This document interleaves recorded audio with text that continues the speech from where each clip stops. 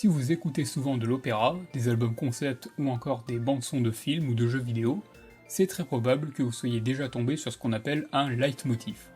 Même si vous ne connaissez pas le terme, vous connaissez peut-être déjà ce à quoi il fait référence. Une petite idée musicale, le plus souvent une mélodie, qui est associée à un personnage ou n'importe quel autre élément d'une histoire, et qui va être jouée chaque fois qu'on veut évoquer ce à quoi on l'a associé. Par exemple, dans Star Wars, si vous entendez cette mélodie, vous savez que ça fait référence à Dark Vador. Dans les jeux Legend of Zelda, cette mélodie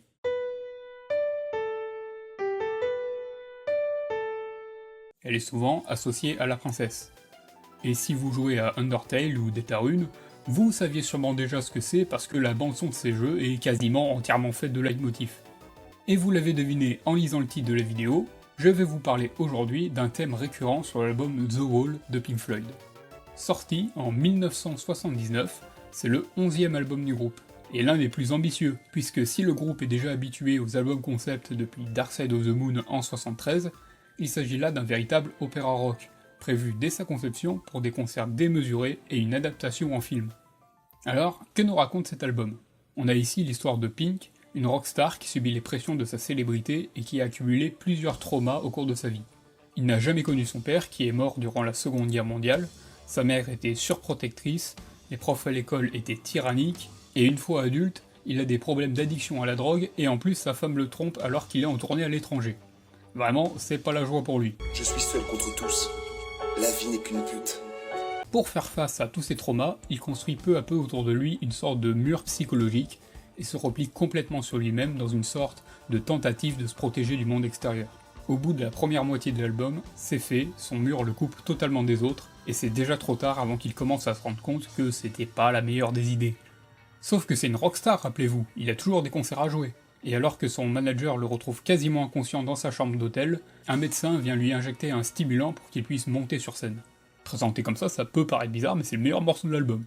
Il fait donc son concert, mais sous l'influence du stimulant, il est en pleine hallucination où son concert est comme une sorte de gros meeting fasciste avec un public de skinhead, ce qui, niveau interprétation, montre que sa peur de l'extérieur se transforme en haine.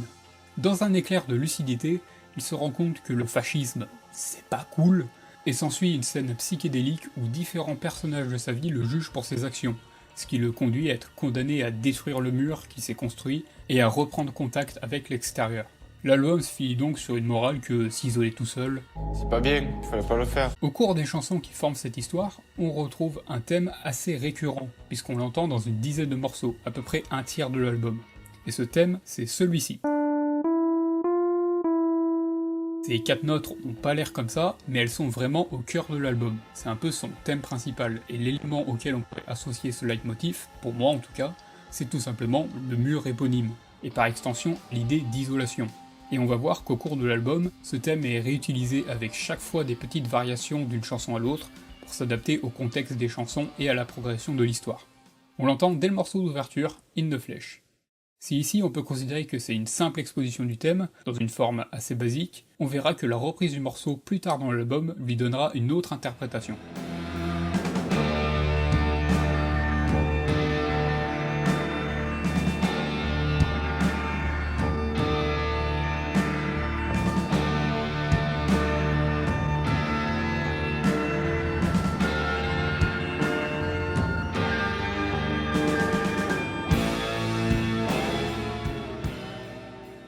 La prochaine apparition du motif, c'est probablement celle à laquelle vous avez tout de suite pensé quand j'ai présenté le thème, puisque c'est la mélodie des 3 parties de Another Brick in the Wall. La première partie parle de ce qui est en quelque sorte le trauma originel de Pink, l'absence de son père mort au combat.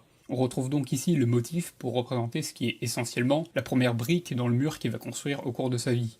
La mélodie du chant se base autour du motif, avec quelques variations, notamment au niveau du rythme, pour donner un aspect plus naturel à la manière dont il est chanté.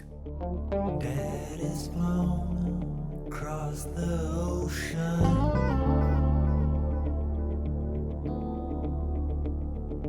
leaving just a memory.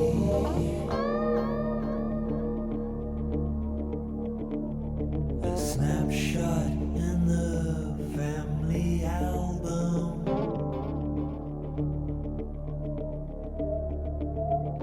Daddy, what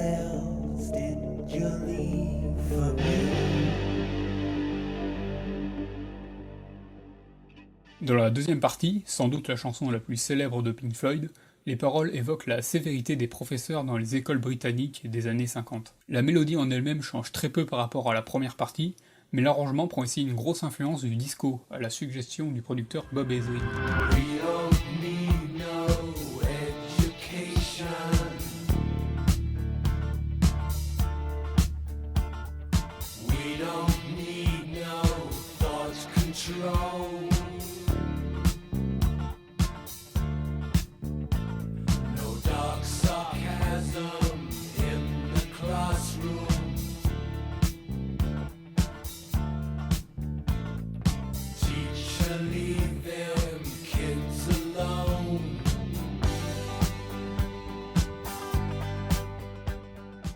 On va voir la troisième partie dans quelques moments, mais d'abord on a le morceau Empty Spaces, où Pink commence à communiquer de moins en moins avec le monde extérieur.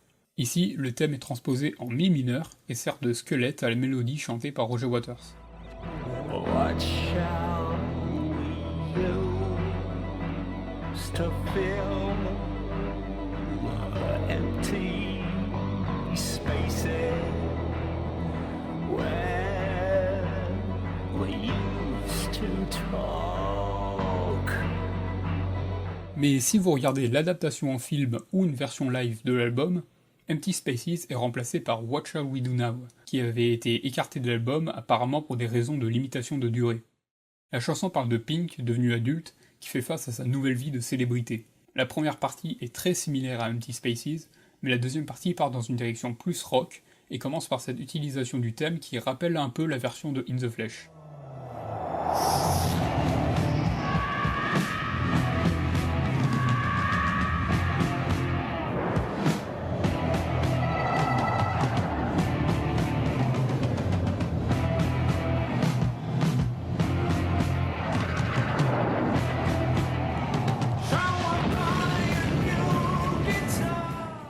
On arrive enfin à la troisième et dernière partie de Another Brick in the Wall, au terme de laquelle Pink va enfin finir son mur.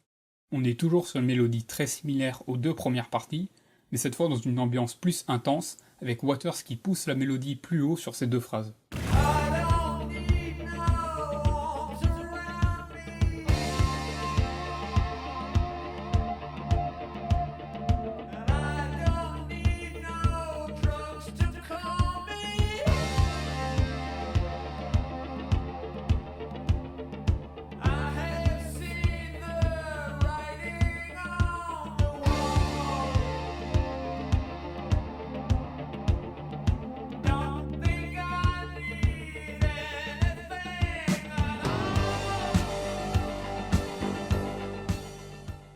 On entre maintenant dans la deuxième partie de l'album. Le deuxième disque s'ouvre sur Pink enfermé seul derrière son mur avec le morceau Hey You. Le solo de guitare de cette chanson est posé sur une nouvelle variation du leitmotiv qui alterne ici entre les accords de Mi mineur et La mineur. David Gilmour joue ici principalement des longues notes tenues, mais il joue aussi le motif pendant quelques mesures.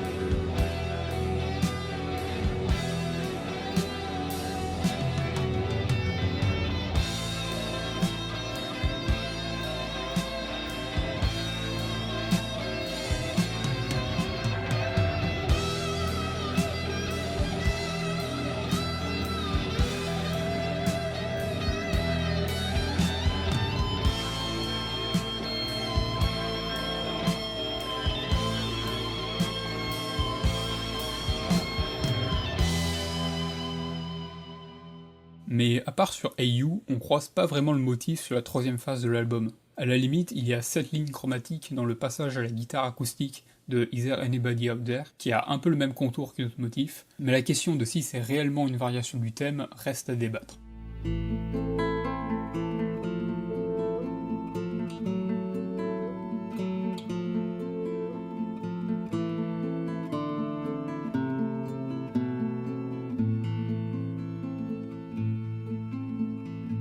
La quatrième phase nous offre une deuxième version de In the Flesh, mais le motif reste exactement le même, j'ai pas besoin de vous le rejouer. C'est surtout les paroles qui arrivent ensuite qui changent pour être assez compromettantes.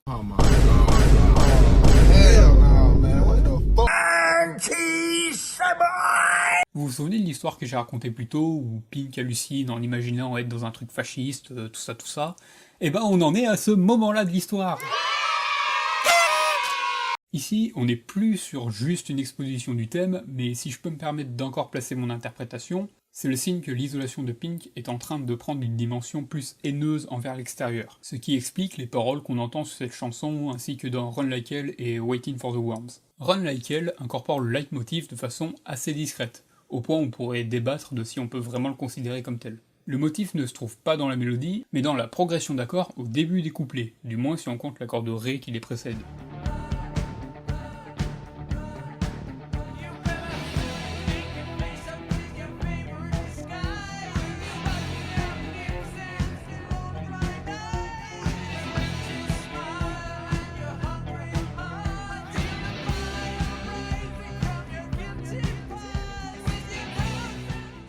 Pour revenir sur sa version mélodique habituelle, c'est dans Waiting for the Worms qu'on trouve l'avant-dernière apparition du motif, alors que Waters, dans le rôle de Pink, est en train de faire un long monologue un poil violent dans son mégaphone, on entend cette version beaucoup plus menaçante du leitmotiv, avec un tempo plus lent et un gros son de guitare.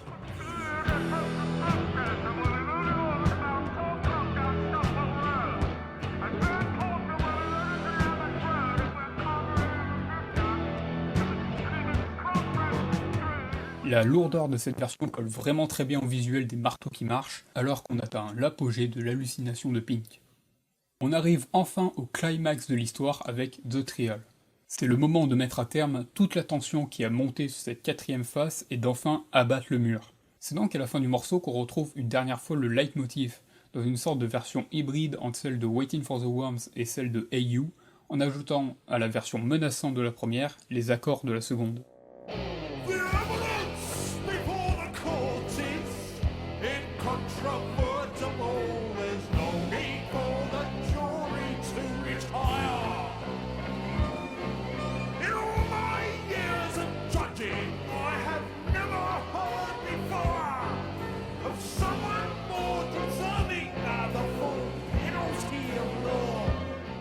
Après plusieurs répétitions, on entend enfin le mur s'effondrer, ce qui coupe cette dernière apparition du motif pour laisser place à l'épilogue Outside the Wall.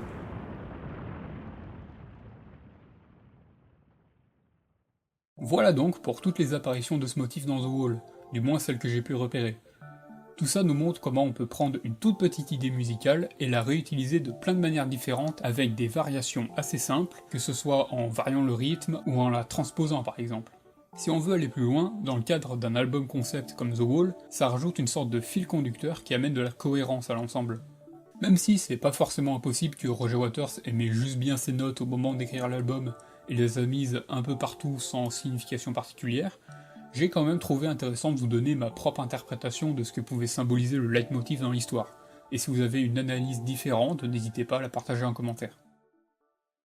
Je vous remercie d'avoir regardé cette vidéo, et si vous en voulez plus, je vous invite à vous abonner et à regarder ma précédente vidéo sur les changements de tonalité chez Jean-Jacques Goldman. Vous pouvez aussi aller écouter la musique que je compose sur ma chaîne, qui était censée être la principale, mais que cette chaîne a déjà dépassé en nombre d'abonnés. En attendant, je vous dis à la prochaine.